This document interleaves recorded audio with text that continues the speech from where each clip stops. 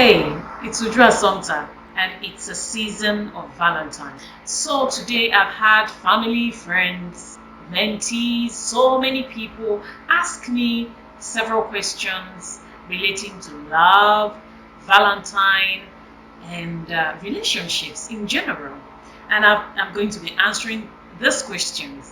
But before I start, I'll first of all would respond to one of the questions that was asked, since it is the Valentine's Day and this person asked this question. I'm going to take that question first before we go through the other question. And that question is, what is Valentine's Day meant for? People have misconceptions about Valentine's Day. People have so many misconceptions about that. Yes, myself growing up, I had questions to ask about St. Valentine's Day. Because, growing up, you hear this as a special day. People dress on white and red, and it's all about love, love, love. So, growing up, I as a different child, as somebody who was growing differently from every other person around me, I kept on asking, what's the celebration for? And I remember one thing that happened, I think when I was around maybe like 19 years old. Yes. So it was a Valentine Day, and my mom, I was at home. I was lying down behind my back. I was the only one at home. My sisters and my siblings generally, they were all back in school. So I think I was the only adult in the house then, apart from my younger ones. So that's Valentine's Day. You could hear music playing, the town was heating up and everybody was out of the house. All young girls and young boys were all out of the house, and the season of Valentine, the day of Valentine celebration, everything was going on, things were booming. You could hear the sound of music from different places and all that. And we stayed very close to the university anyways. The day was heating up. And then my mom walked into the room and asked me, why are you not going out? Why are you at home? And I'm like, I don't have anywhere I'm going. I said, why? It's Valentine's Day. Why are you not going out for Valentine? I said, do I have to go out for Valentine's Day? So I didn't really have a clarification from my mom why, like, yeah, you're right, you're not supposed to go out if you don't really have to go out. But for me, yeah, I knew friends were going out with their boyfriends. People were talking about sharing cards here and there. But I didn't see a reason to go out or even feel bad that I don't have somebody I'm sharing Valentine. Because for me, I believe that love is love. And it doesn't really have to be like a particular person that you're loving that has to make you go out and then on this special day. And at that point, I wasn't really clear about the whole Valentine's Day thing. Go out, share cards, share loves, hang out and all that. And as a person that I am, I don't think I like doing something I'm not clear about. So I'm telling you this story so that you understand the misconception so many people have about Valentine's Day. So I didn't want to celebrate Valentine's Day, go out and do the things that people do. Not because I wasn't seeing them do it, but because I didn't see a reason why I should do what they do. Because they say there's this Valentine's Day and people shared gifts and all that. So having said that, Valentine's Day is a day where people share messages, share affections and love to one another. And from my study, there is an emperor who sends people from his place to war for war and all that. And he wouldn't choose those who are married.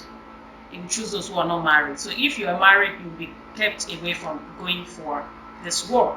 So in this place, there is this priest who married couples, lovers, secretly against the emperor's wish. So they kept away from going to war. So this was like an act of love. They wanted to unite people who loved to love, who loved to be together in marriage, marrying them in secret. When the emperor got to know about it, the emperor got him arrested, put him in prison. Like, the story is in different ways. Like, some people say, okay, when he tried converting the emperor, but the emperor saying, if you're this powerful, if what you're saying is true, then you heal my stepdaughter who was sick.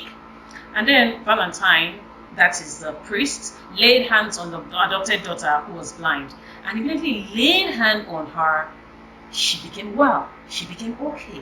So it was said that while he was in prison, before he died, on the day he died, which was 14th February, he passed a note to this girl, and then the end of the note says from your Valentine, and that's where you get that message from your Valentine. But another touching story about the whole thing is that those couples that he wedded before he got into prison sent him love notes, thank you notes, kind messages for the kind gesture, for his kindness while he was in prison. So all those messages and love notes that were sent to him while he was in prison is also the reason why you see that today on Valentine's Day, you see people passing notes and messages of love, even though most of the people don't even know why that has to happen. So this is the whole story about Saint Valentine, and fortunately, he was made a saint because he was killed, he was martyred on 14th February. But initially, they said that there is this celebration they did, which wasn't like Christian, that they did before this celebration. And then you had to change that fetish, whatever they do, hitting animals on women to make them fertile for the year and all that. They had to change it to Valentine's Day, a day where people share love. And that's it. So why do you celebrate Valentine's Day? For me, I celebrate Valentine's Day to first of all thank God for the enormous sacrifice, the love. He's dying for me on the cross of Calvary. Because when you talk about love, it all depends on your definition of love. Your own definition of love might be limited by how you are programmed. It might be limited by what you perceive as love. But for me, love God lavished for me by dying for me. It's everything. So first of all, it's a day to celebrate and thank God for his goodness, and also to celebrate the kindness of the saint who chose love over hate. If you are somebody who is close to me or who's been in any of my programs, you know that I always encourage people to choose love over hate. Is what makes you different, is what love is all about. So what kind of love are we talking about here? We're talking about love, true love. We're talking about love that deals with sacrifice. We're talking about love that deals with patience. We're talking about love that you have to put the other person even before yourself. But the question is that the kind of love we do? Is that the kind of love we express around the world today, 14th February? Is that the kind of love we express? Like me personally, I was engaged on a Valentine's Day. How beautiful. It was like one of the most beautiful time of my life. But you know the sad news? That same day became also then it was like the most beautiful day in my life. Having been engaged by the love of my life, it was so beautiful. Everywhere was sparkle. There was sparkles. Everywhere was red. Everything. So it was beautiful. The feeling in the air that day was just so beautiful. It was so thoughtful of him having to have engaged me. But then beyond that, years has passed, and I'm discovering that was the very day I stepped into into something I didn't know wasn't really real. So you see that it's not just about the packaging, it's not just about what people do on a Valentine's Day, it's about the intention behind what you're doing. You could engage someone on Valentine's Day, but you don't truly love him. You might not even know that you don't really love him, because you think about love, you express love based on how you are programmed, based on your perception about love. Like you see that the way people love is the way they feel they have been loved or have been taught to love. So I'm saying that it's a Valentine's Day. And then before you hush, into the celebration, into the gifts exchange, into the messages people throw here and there, you're my Valentine, you're my sweet parental, you're my this, you're my that. Before you get into that, pause for a moment and ask yourself one question. Am I truly loving this person? And remember that love is not just something you do just to one person. I am somebody who believes that love is love, no matter who that person is. Love is love, whether it's a child or a boy or a girl or a grandmother or an aunt. Love is love. It's the same everywhere. It has to do with patience. It has to do with putting that person first before yourself. It has to do with sacrifice. So if love if you remove love from this, like so many people are going to express that love today, they feel that, oh, if it's not this my boyfriend, it's not going to be expressed. If it's not going to be this my husband, it's not going to be expressed. If it's not going to be this person, it's not going to be expressed. I feel that for me, that's a wrong perception about love, because Christ himself came and he died for all of us. He died for you, he died for me. He didn't choose to die just for one person. He didn't choose to die just for me alone. He died for all of us. And such enormous sacrifice is what we should imitate. Christ-like love, the way Christ loved, that is the way we should love, because that kind of love is everlasting. So today, as we celebrate Valentine's Day, pause for one moment and ask yourself, why am I giving love today? What kind of love am I giving today? What's the intention behind it? For me, today, that is Valentine's Day, I want to spend it with my children. They are the love of my life. I want to also speak to people who are special in my life, who have shown love in a very special way. And those people that I feel passionate about, the children generally. I want to speak with people that, yes, I care about. Because for me, love is not just for one particular person. Love is supposed to be shared with everybody we encounter. So having said all of this, I hope I've taken you through what love is all about. Another question says, why is it hard for youth to keep up from sex during courtship? Okay, I'll say first of all, why are you courting him? Why are you courting her? You want to spend the rest of your life with him? You want to spend the rest of your life with her? So within this period of courtship, you are to know this person very well. You are to understand who this person is, and then allow the person to understand who you are. And you both are able to understand your journey, understand your purpose in life, understand what you pursued, what you like, what you don't like, the kind of life you want to live, how you want to spend the rest of your life. And the moment you both understand your purpose together, it helps you to know, okay, so are we going the same place? Are we supposed to be in the same bus? Are we supposed to take this ride together for a lifetime? Or are we going to call it off? So I would say that the reason why people don't keep off from sex during courtship is because, first of all, they don't realize that during courtship, it is a maybe or maybe not thing. Like, you're courting somebody is not to say that, yes, I must marry him or I must marry her. So when you're courting somebody, it means that, oh, I'm checking you out. Which most of the time, of course, the person have the opportunity to hide characters and all that. But this is a window period for you to look into the person's life, to see what the person stands for, the kind of life the person is living. So for you, a man, and for you, a woman, if this is how you feel, that you're courting this person and you share time with this person, pray with the person, plan with the person, and that eventually it might be that this person, this guy or this girl is not the person for you. If this is your perception, if this is how you see courtship, I don't think sex will be the number one in your mind. And each time you even attempted to do this, first of all, you would remind yourself that if I end up not being with this guy, if I end up not being with this woman, I would have shared intimacy with this person. I would have shared myself, which is supposed to be meant for my future husband or that man or that woman whom I'm supposed to be with. I would have shared that with the wrong person. So I think a couple of years ago, I had suitors, and I think most of them said one thing: let's go see my parents, let's go see my uncle, let's go see my. And my view on that was, until I'm sure that I will marry you, I won't go see your parents.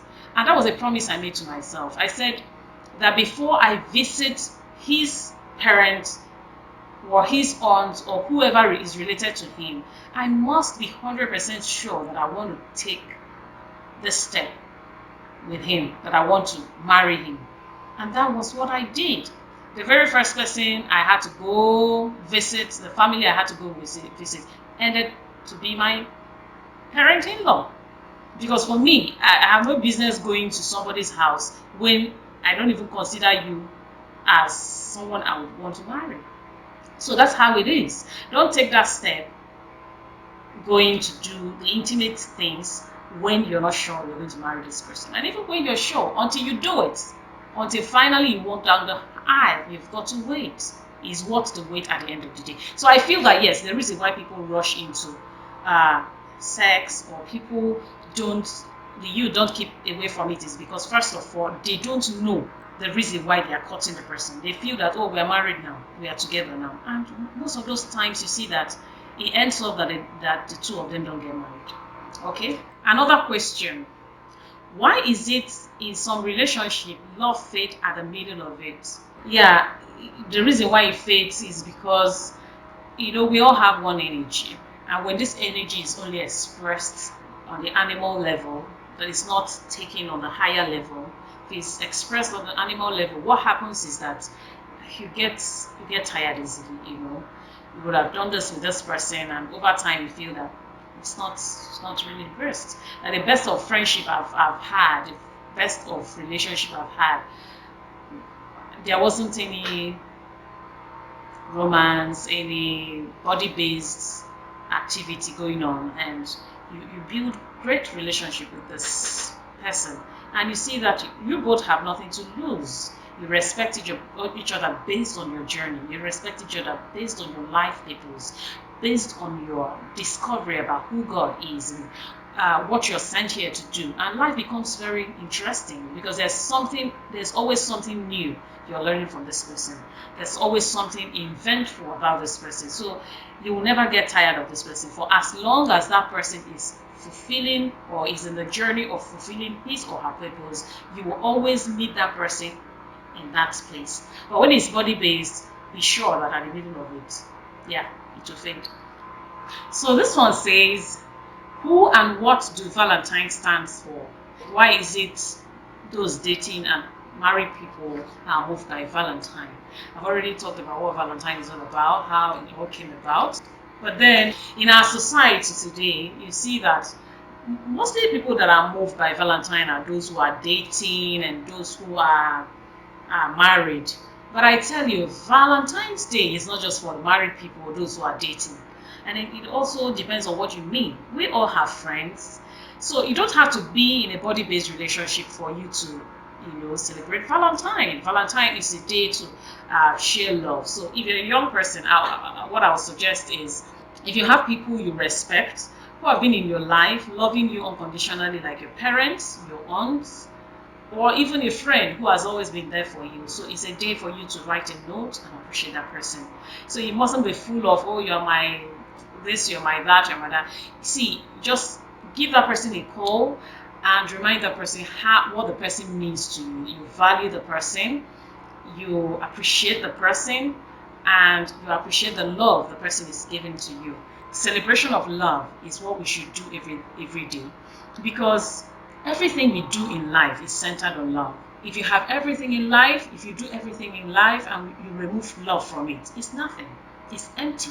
Who we are is love. So love is something we celebrate every day. So we're just mapping this day out to celebrate somebody who died for the sake of love.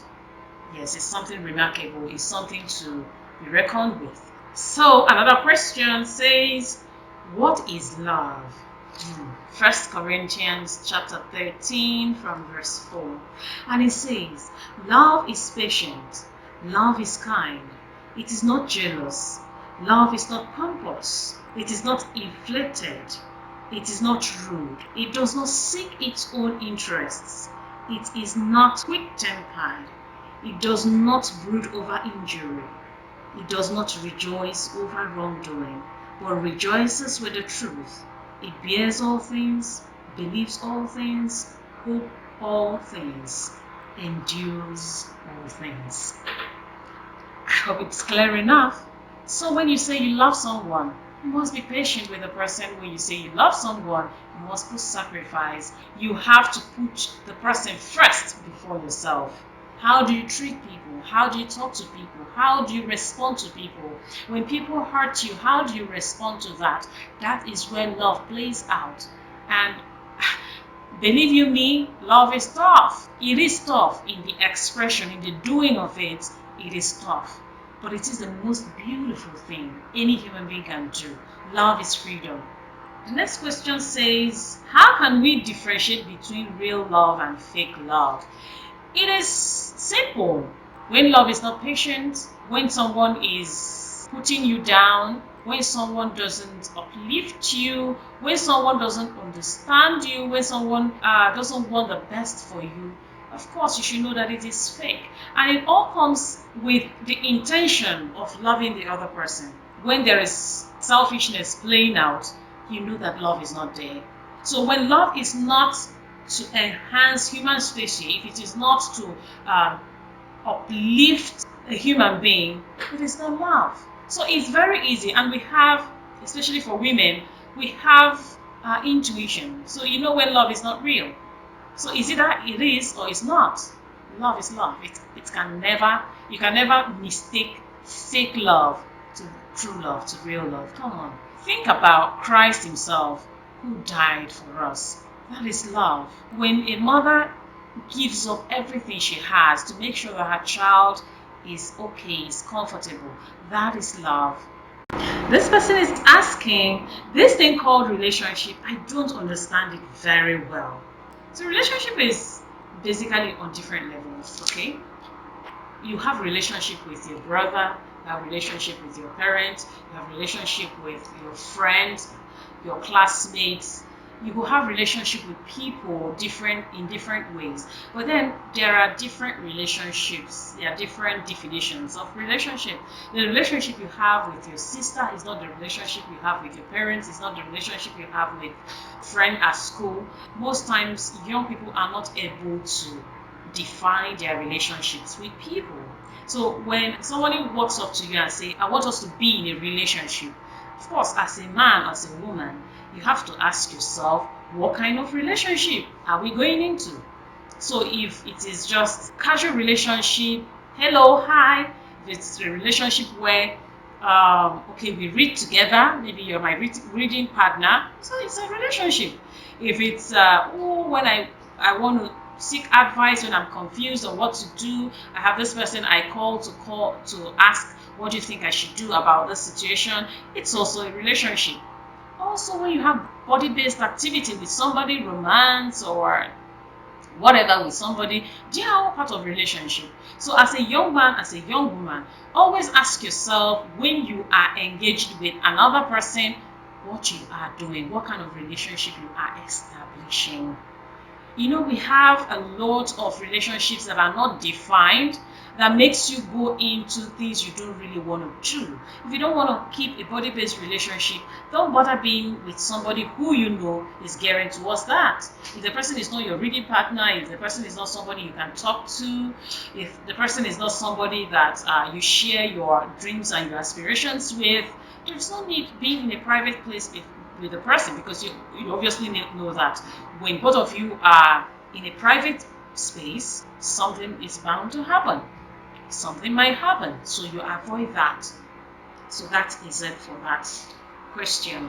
Is there anything like true love? Yes, true love exists. True love is who we are. Love is who we are. Love is what we are born into. In love, we are born. God is love, and we have a true image and likeness of God. Yes, true love exists. At least look at the love God has for us. The enormity of God's love. In fact, I've heard a friend tell me that we share Bible study together, and he said, the day you find out about how much God loves you, you just run mad. You just go crazy, because love is beautiful. You can imagine if we share love, if we go deep within ourselves to express who we are, the love, that image of God that is in us, that is love. Oh my goodness. We won't be talking about rape, we won't be talking about all the bad things you see in the society, they will all be gone. We are created in love. We are made in love. And until you return to love, no fulfillment for you. God is love. His word is love. So remind yourself each passing day that true love exists, and that love resides within your soul. That love resides within here.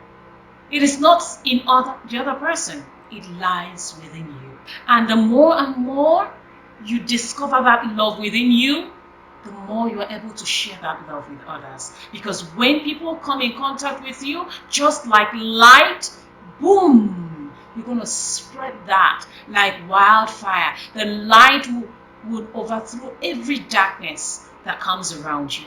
Yes, true love exists. So this one says, why are good girls not getting the love others get? Okay, it depends on your perception about love. But I think I'm trying to understand what you're saying.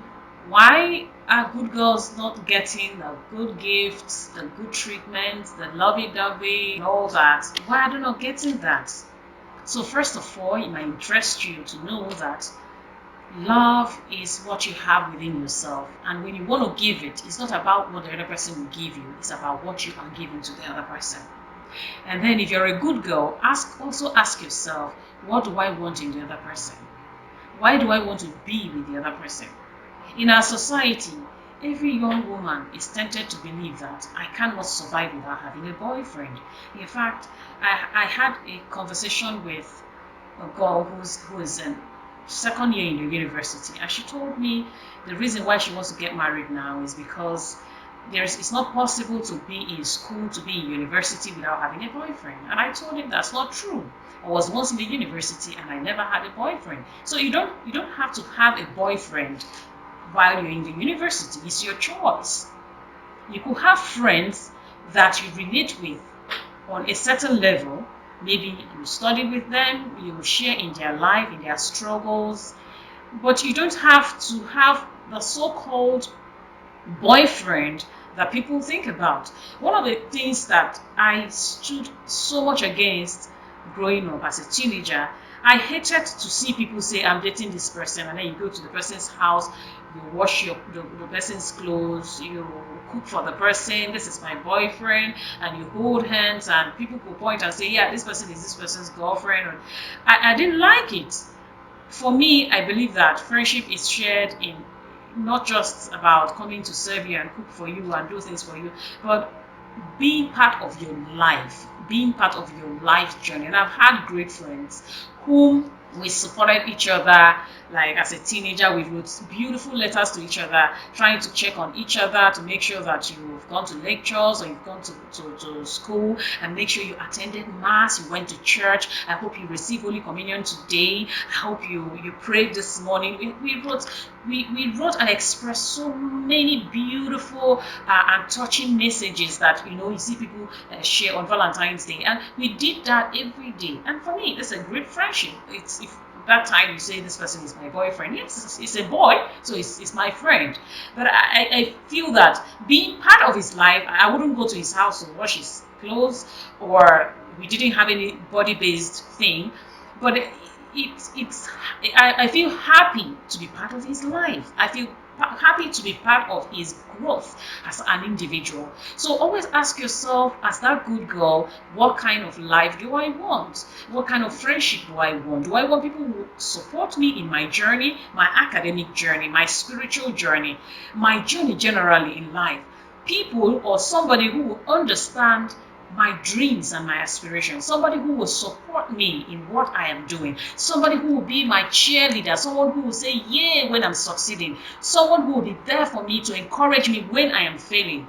It's an important question that every young man or woman should ask him or herself.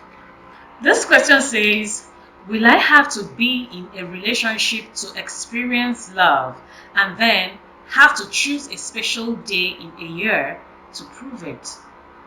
Okay, first of all, you have to be in a relationship to experience love. Why do I say that? I think first of all, I have to put it right when it comes to relationship.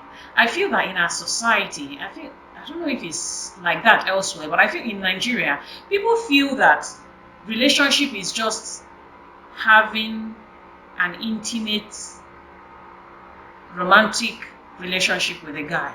or the opposite sex. I feel that that's what we call relationship. So when you say I'm in a relationship with this person, that's what it means. But think about it. Aren't you in a relationship with your father? Aren't you in a relationship with your brother? Aren't you in a relationship with your mother? Aren't you in a relationship with your siblings, your cousins? So it's the same relationship that you share with these people are the same relationship you share with people who are not family. But the question is, what is the definition of that relationship? What I can tell you is that you don't have to be in an intimate relationship. I feel that's what you want to ask. Do you have to be in an intimate relationship to experience love? No way. You don't have to be in an intimate relationship to experience love. Love is right within you. One of the biggest mistakes people make is to think that they want to go out there to find love. Love is not out there. Love is right within you. And only when you found that love, would you be able to relate with every other person and share that love with everybody you come in contact with. You don't also have to choose a special day in a year to celebrate or prove the love you have for someone. Because for me, every day is a day of loving. So if you have friends, if you have family, your parents, you're loving, your husband, your boyfriend, your girlfriend. And remember, sex doesn't define the relationship. Sex doesn't make someone love you more. Yes.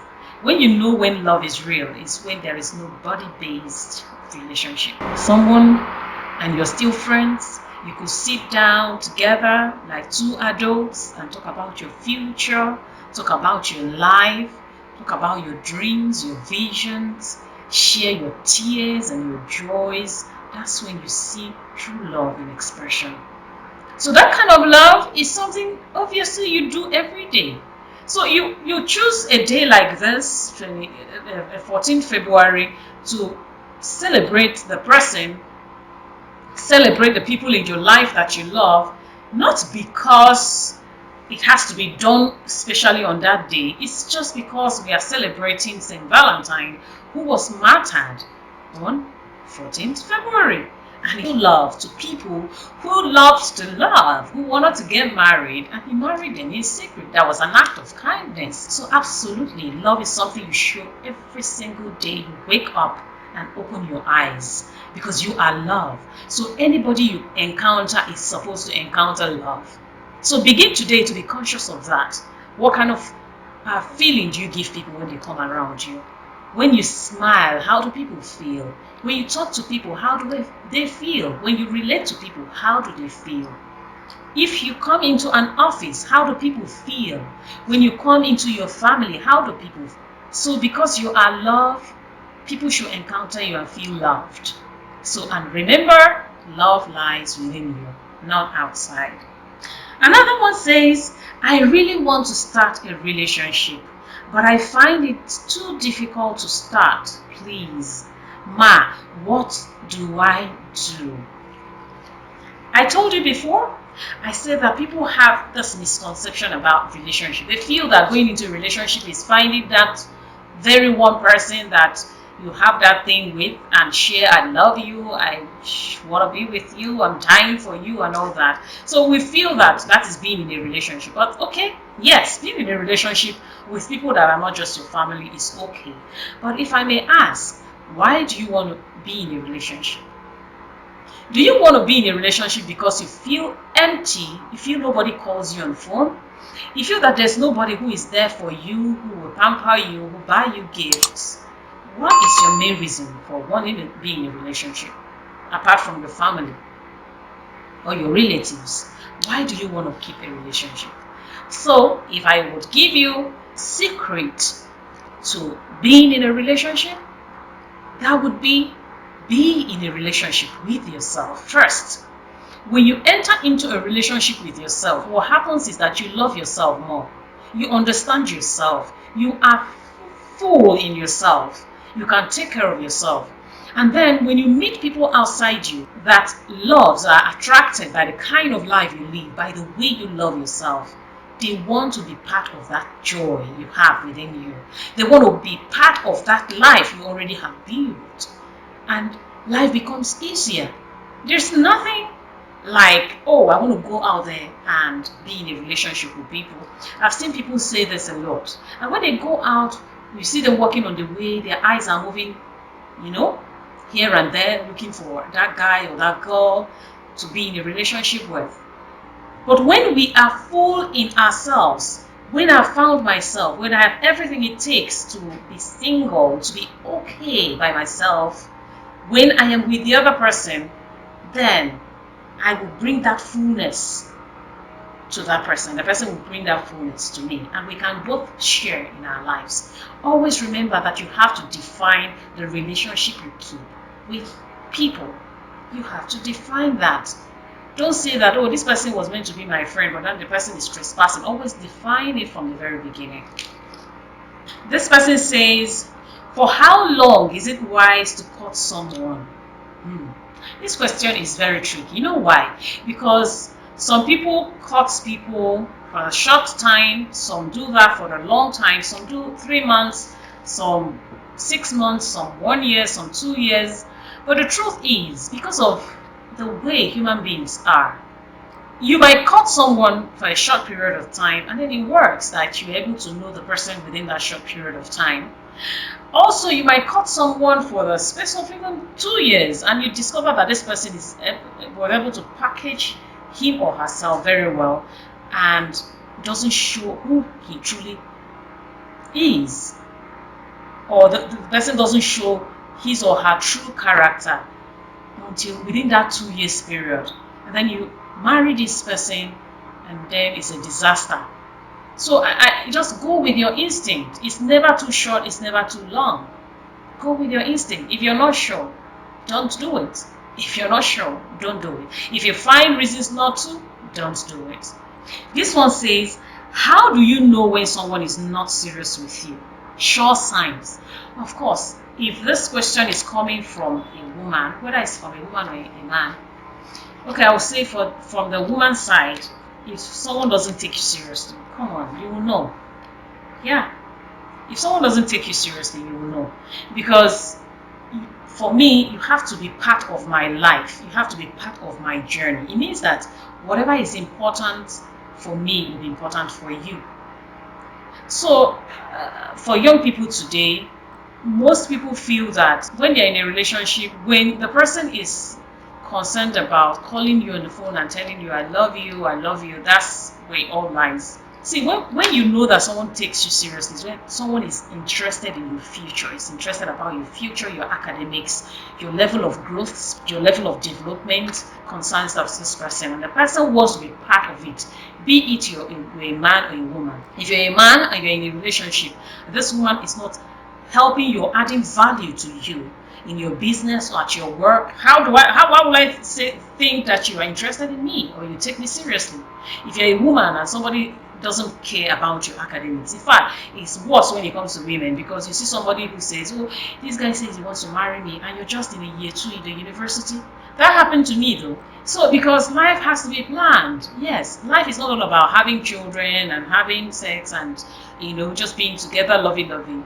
It's more about enhancing your life, growing.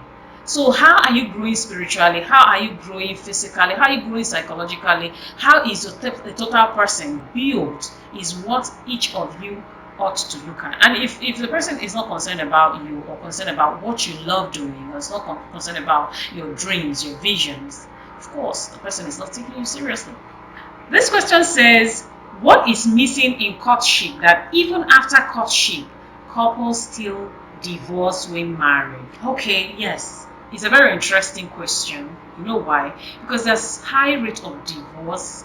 So I'll say that what is missing is that we have lost track of God's intention for marriage. It seems that we are doing our own thing, or the cultural thing, that we don't know what God destined for marriage. If a man and a woman understands what marriage is all about, and two of you come together, if you understand that it's not just about you and it's not about me, it's not about how you feel or how I feel or how wearing too close together, or being in our family house or building house together. Once you understand that it is about your coming together, infuse your energy together, have children that you have to raise for God. The moment you see it from that perspective, that you are a minister to spread the gospel beginning from your family, it means that you have to be fortified as a Christian to know the Word of God. You have to be solely prepared. You have to be psychologically prepared. You have to know yourself. You have to know who you are and what you want and where you are at before you even make a decision that you want to get married. So what qualifies one for marriage is not really our age. So I'm of age, I want to get married. So I enter into courtship and then I've known this person, then we'll get married. That's the random thing we see every day. What qualifies you for marriage is having a knowledge of what God wants for marriage. That's what qualifies you. Love doesn't qualify you. The length of time you court the man or the woman doesn't qualify you. How much you're caring, how much you're understanding doesn't qualify you for marriage. It doesn't even keep marriage. Love doesn't keep marriage. Love doesn't make marriage last. Okay? What makes marriage last, or what makes marriage work, is understanding what God has destined for marriage and having God at the forefront of the marriage. It means that your relationship, your marriage is found in God and ends with God. It means that having children, building a house, establishing a business, wherever you live, there is that God factor in it. But is that what you see today? No. Most people want to get married because of social security. They want to get married because they want to have legitimate sex.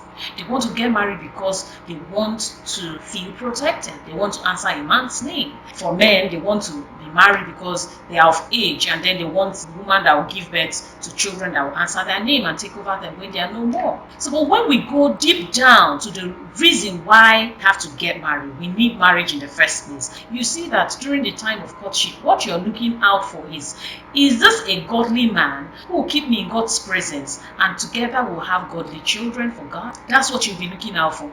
But look at it. Most young women, most young men, what they are looking at is this man the kind of man that will buy me a Range Rover, the kind of man that will build me a house, take care of my family, do this or that for me? And most of the time, they are motivated by that. And for the men, is this woman fertile enough to have children for me? Is she sensible enough to take care of my children? The children, it is my children. In fact, I've had so many people say, these are the children that is coming out from my loins. So they belong to you. And funny, I think those children don't belong to you.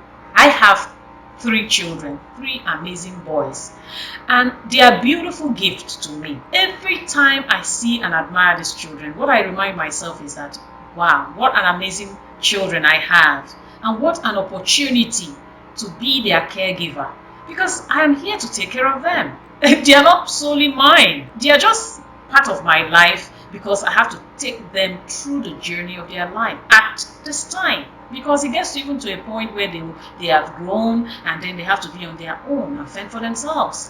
What is the difference between separated and being divorced? Okay, I'm going to answer this question, but I'm not going to go deep in some of these questions because they are actually deeper than most of the questions we are getting today. I'll take my time to throw more light in each of these questions because they are very deep. So first of all, separation in marriage is, okay, things are not working out. Right now, things are heating up. So we go our separate ways. The marriage is still existing, but you just have to go your separate ways and stay in different places, have your life building, but the marriage is still on. You could even still visit each other. Divorce is for the civil court because as you know, or as a Christian, you're not meant to divorce. Okay, once married, ever married. So, but in the civil courts, yes, it is called divorce, and it is where the marriage is totally broken. But in Catholic Church, what we do is annulment. Annulment is because in the first place, when you look at the marriage from the very beginning, the marriage is null and void. This marriage had problems from the very beginning. This marriage wasn't even supposed to be existing in the first place. So annulment is done and the marriage, it's not that it's broken, but it's established that there was no marriage in the first place, and then they can go their separate ways. As a Catholic, right, if a marriage is to be annulled, there are several reasons. Of course, if you want me to throw more light, comment, and I'll throw more light on when it comes to annulment and all that. I've been through that process myself, so I think I stand in the best position to make such clarification. But I'll give you an example of annulment, or what's in a case where marriage is annulled. Like, get into courtship with somebody, and during courtship the person tells you, maybe you're asking the person, have you ever had a child before? You say no. You're like, oh, I don't really want to get married to somebody who has a child before. I want to marry somebody who we will both bring a child to the world together for the first time. And the person lies to you and says, no, I don't have any marriage, I'm fine. You're the first person I'm going to have a child or spend the rest of my life with. I've not actually had a child with anybody. And eventually you get married. And after, like, let's say 6 years, then it comes up that your spouse had a child that is probably like 20 years. So your spouse had a child long before you guys, and they lied to you. And for you, if you knew that he had this child, on no account would you have anything to do with the person. So it means that this person deceived you into marrying him, into thinking that he doesn't have a child, and bringing you into his life. So such situation, annulment would happen, because there are people that can't really bear this. Another example that is not just related to this, a situation whereby somebody is gay, and then this woman didn't know that this guy is gay, and you come together and he's so hiding it. And even a couple of times you told him that, you see, all this gay thing, you don't like it, you don't know why people would choose to do this, that like you don't feel good when you hear things like this, and then the person hides it. Of course, as a good Christian girl, you guys didn't do anything, you didn't really notice anything. In fact, he's not coming close to you that much, makes you feel that, oh, this guy is a very responsible guy.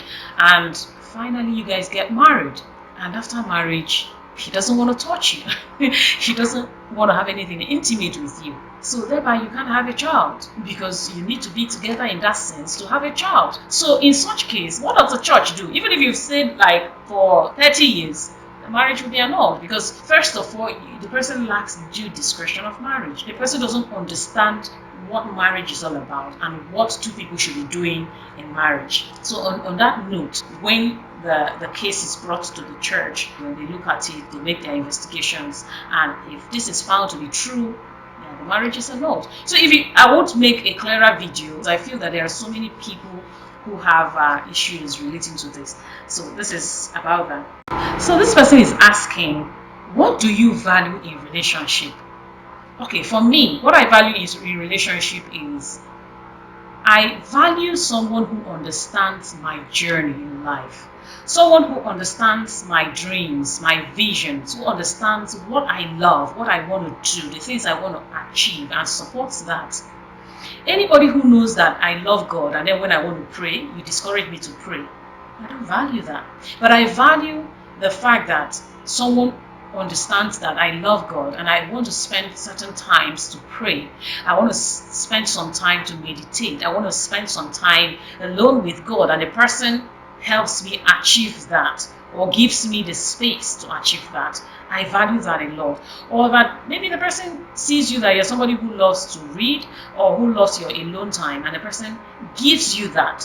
I value that in a relationship. So basically, anybody who supports you, value in a relationship is, for me, comes from someone being able to help you become better, support you, then you're valuable to me, or you're valuable in that relationship. So this person is asking, do we really show love? Yeah, just like I said earlier, I think I've answered a question similar to this. Love is who we are. So if you have ever sacrificed for somebody, if you have ever put yourself first before another person, if you have ever chosen to take something after another person, if you have actually stood up for someone to sit down, if you've actually given someone an umbrella to stay in the rain, if you have actually stayed in the sun to have someone be in the shade, if you have actually put yourself out there just for another person to be comfortable, if you've made such sacrifices, if you've been patient in a situation where you're supposed to react, and you choose to forgive, you choose to be patient with that person, then you show love. If you've not, then it's time. Today reminds you that you have to show love. You have to go deep within yourself to find the love that is already there. The love that you are born into. You remind yourself who you are and go out there and show love. This question says, who is the best person to tell you whom to marry? The best person to tell you whom you marry is yourself, because you know your journey. And if you are on the path of discovering who you are and your purpose in life, you should be able to understand yourself enough to know who will support you, who will help you achieve that. For instance, if you want to help people, it means that you're looking out for somebody, or in a part of your journey, that the person who has to be part of your life has to be somebody who will support you in helping people. Like me, I live my life literally every day for people. It's either in counseling, it's either in visiting people, it's either I live my life. I love loving people. I love making people smile. I love making people reach their highest potential. And for this reason, I cannot even be close to anybody who will not support this. So when you are to choose who to marry, it is you and you alone who understands the journey of your life, who understands you will choose whom to marry. Not your mother, not your father, not your brother, not your sister. That's why it's important for you to discover who you are. That's why it's important to go to God, connect yourself with God and understand your journey, understand your purpose, understand why you have been sent here on earth. And when you do that, yes, you will be able to choose that person you will marry. And the choice becomes a choice between you and your God. I wouldn't really say choosing. I'll say discerning. And then when you see that person that is there to help you, to support you for the lifetime, that you're going to join hands together and raise godly children, that person you're going to partner with to become one, make decisions that are right, and push forward to achieve your God-given purpose, yes, you will know that. And only you and you alone will know that. Don't be deceived that people in prayer houses, pastors, priests, that they are going to pray you into knowing who you are going to marry. No, it is you. It is you. It is you. So as we celebrate Valentine, I want to tell you that it's a beautiful day. Go out there and love. And it's not just about today. Love is what you should be giving every day. Love is shared to all people, all races, black, white, yellow, ugly, beautiful. And I want to share something very touching. So I received my own Valentine gift, and I will show you.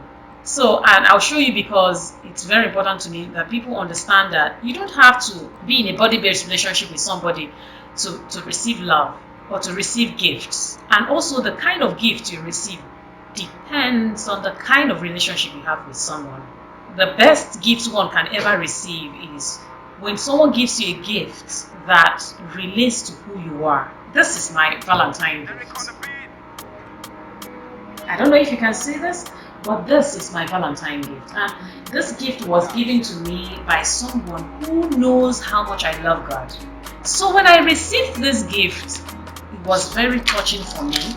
So you see what is written here. It says, "To you, beloved Sumter, may your study and meditation on the Word of God inebriate your soul and fill you with the love of God, so profusely expressed in the Word incarnate, our Lord Jesus Christ, with love." And you know what?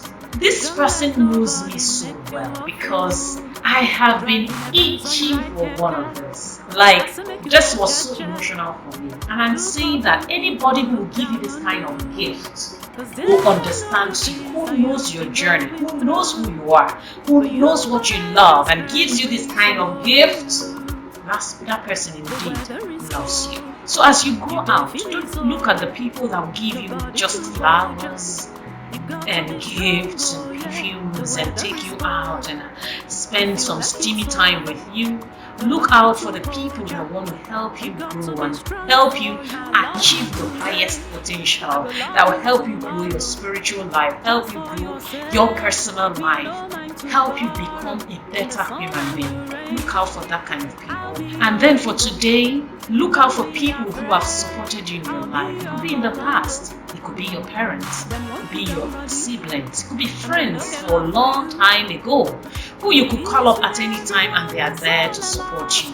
Pick up a pen, write them a note, pick up your phone, call them and tell them, thank you for being there for me. Thank you for being part of my life. And when you do this, you will celebrate the best Valentine ever. And for you, young girl and young man out there, don't go through the pressure of believing that you must have a boyfriend. And when I say a boyfriend, I don't mean a non-body-based relationship. I mean, you mustn't be in a romantic relationship with somebody for you to express love or for you to feel love. And love is right within you. And always remember that you don't have to also feel the pressure of wearing the best dresses on Valentine's Day, or wearing red, or wearing white. You can wear anything that you can afford. You could go out there to the hospitals and show those in the hospital love. That would be showing love, the true love that we're talking about. You could go out there to the streets to share little biscuits to little children who have nothing to eat. That would be a beautiful way to share your love on the Valentine's Day. So keep being good. Keep being good. Always remember that God loves you first. And the best love in this world is the love of God. And the love of God is found right within your soul. Happy Valentine's Day.